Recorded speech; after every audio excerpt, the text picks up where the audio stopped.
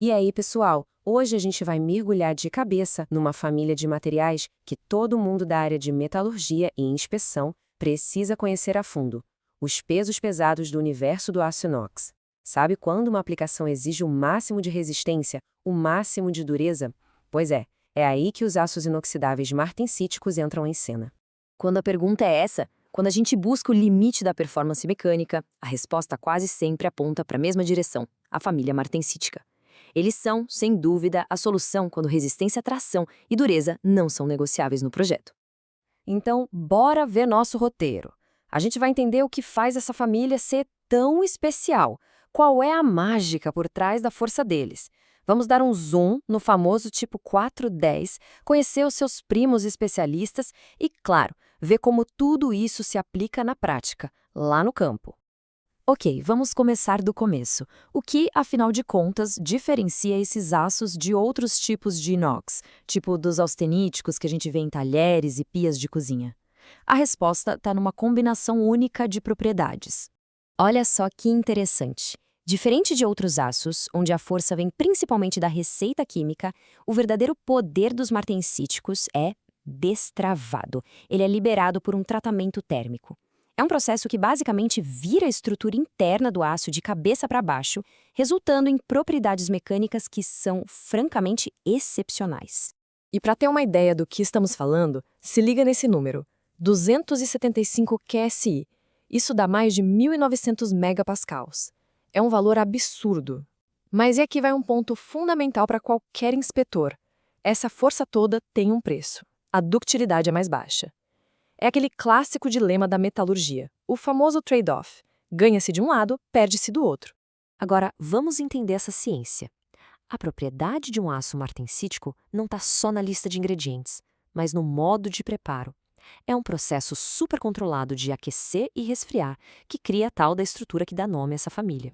Então, o que raios é a martensita? Pensa assim: é como se a estrutura de átomos do aço fosse congelada num estado de altíssima tensão. O resfriamento é tão, mas tão rápido, que os átomos de carbono ficam presos onde não deveriam, distorcendo toda a rede de cristal do ferro. E é essa distorção, essa tensão interna, que dá a dureza incrível desse material. O processo todo tem 3 etapas que são sagradas. Primeiro, a gente esquenta bastante para dissolver tudo numa fase chamada austenita. Segundo, vem a têmpera, um banho frio, um choque térmico para formar a martensita dura. Só que nesse ponto o aço está duro, mas está perigosamente quebradiço. E aí vem o terceiro e mais crítico passo, o revenimento. É um reaquecimento mais leve, controlado, que alivia as tensões, devolve um pouco de tenacidade e até melhora a resistência à corrosão. E um recado: um aço martensítico sem um bom revenimento é um perigo esperando para acontecer. Chega de teoria, vamos para a prática. E não tem jeito melhor de começar do que falando do tipo 410. Ele é a base, o arroz com feijão, o membro mais famoso e mais usado de toda essa família de aços. Olhando para a receita dele, a gente já entende muita coisa. O cromo, ali entre 11,5% e 13,5%, é o que garante que ele seja inoxidável.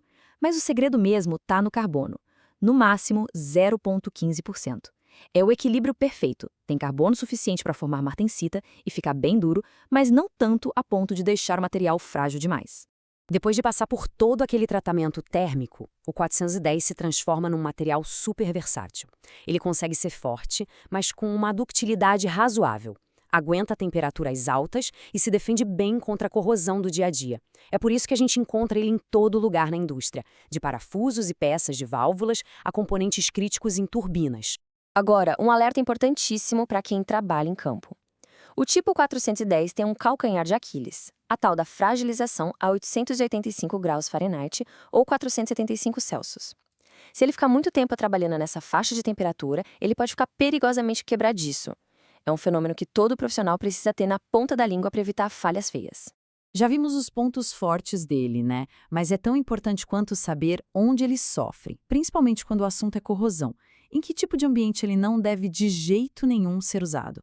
Esse slide é basicamente uma lista de inimigos do 410. Ácidos fortes, nem pensar. Mas o grande vilão mesmo são os cloretos. Sabe? Sal, água do mar, soluções salinas, tudo isso pode causar um tipo de corrosão super traiçoeiro chamado pitch. É como uma cárie no dente, um buraco pequeno que vai crescendo e pode levar a uma falha sem aviso prévio.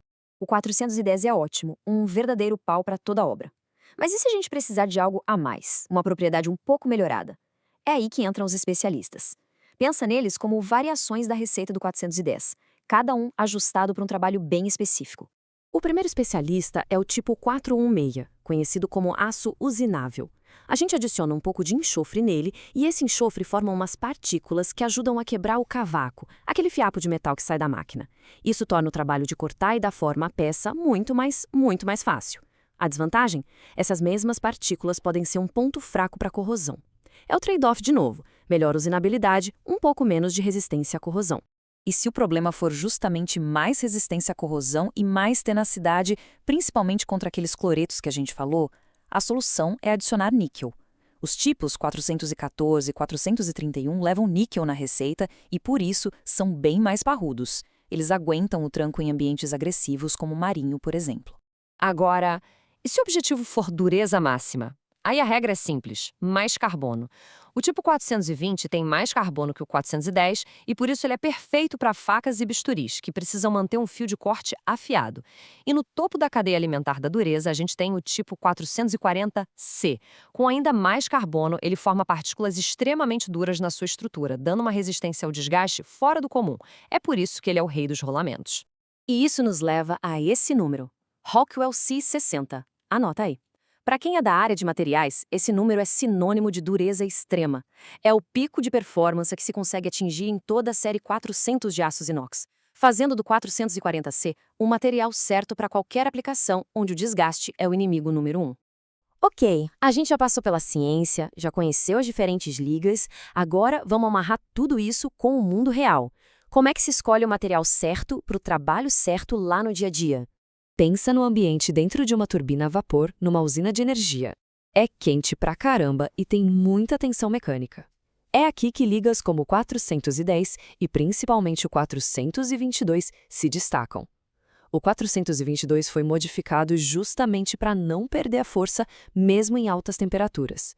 Por isso, ele é perfeito para pás de turbina e parafusos de alta responsabilidade. E para fazer uma faca de cozinha ou um instrumento cirúrgico? A prioridade é ter um fio que se mantenha afiado por muito tempo. Isso exige dureza, que vem do carbono extra de ligas como o tipo 420. Ele dá o equilíbrio ideal entre a dureza para manter o corte e a resistência à corrosão, que é fundamental para a higiene. E por fim, a prova de fogo contra o desgaste, rolamentos. As esferas e as pistas ali dentro estão sob atrito e pressão o tempo todo. Aqui não tem conversa, precisa ser o material mais duro possível. É por isso que o tipo 440C, o campeão de dureza da família, é a escolha padrão. E assim a gente fecha essa análise da família Martensítica. A grande lição aqui não é só que eles são fortes, é entender que cada liga dessa representa uma escolha, uma troca de propriedades feita de propósito. Força por tenacidade, dureza por usinabilidade, resistência ao calor por resistência à corrosão. Então fica a reflexão. No próximo equipamento a ser inspecionado, qual foi a troca inteligente que a engenharia fez ao escolher aquele material? Entender essa decisão, isso é o coração da engenharia de materiais.